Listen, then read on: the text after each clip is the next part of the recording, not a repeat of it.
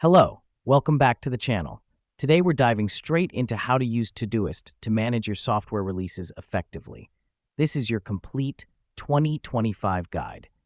First up, let's create a project in Todoist.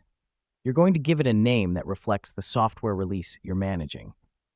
The reason we do this is to keep all related tasks and milestones in one place, making it easy to track progress. Now that we've done that, let's add tasks to our project. These tasks should represent all the stages your software needs to go through before it's ready for release, from initial development to final testing. This helps us because it provides a clear roadmap of what needs to be done and by when. Next up, we're going to assign each task to a team member or a group. Here's what's happening behind the scenes.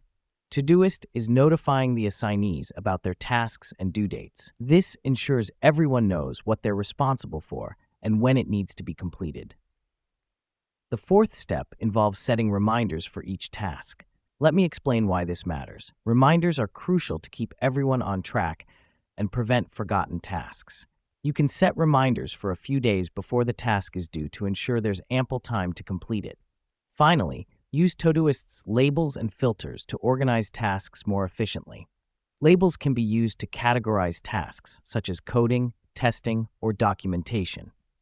Filters, on the other hand, can help you view tasks based on their priority, due date, or assignee.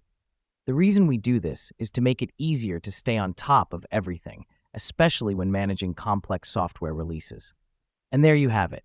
That's your quick guide to using Todoist for managing software releases. Remember, the goal here is to keep everything organized and ensure every task is completed on time. Thanks for tuning in, and until next time, keep those releases smooth and stress-free.